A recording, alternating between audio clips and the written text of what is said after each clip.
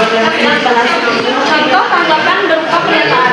Menurut saya, hal yang disampaikan Yohana Markus dan sebagai penulis menerapkan peralihan mesin dengan kecerdasan buatan. Sebuah tulisan yang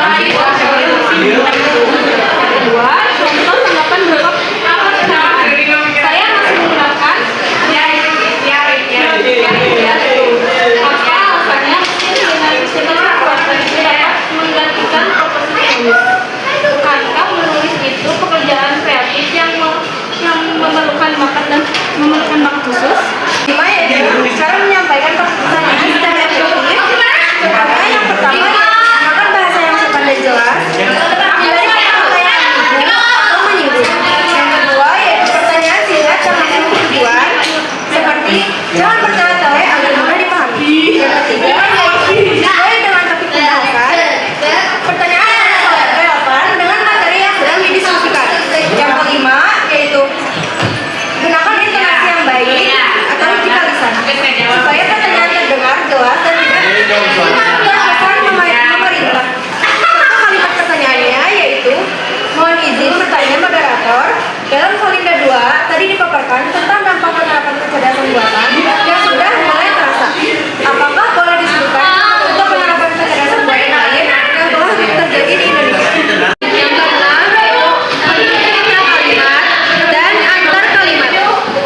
Konjungsi intra-kalimat. Penggunaan kata penghubung konjungsi di dalam kalimat intra-kalimat ada yang didahului dengan tanda koma dan ada pula yang tidak didahului dengan tanda koma.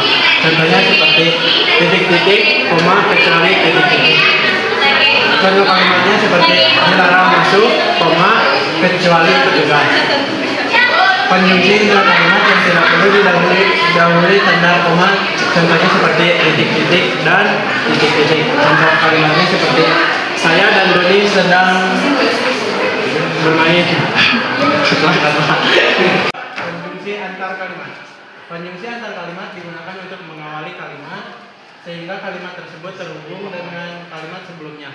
Di dalam paragraf, konjungsi antar kalimat berfungsi untuk membangun koneksi atau hubungan yang erat antar kalimat.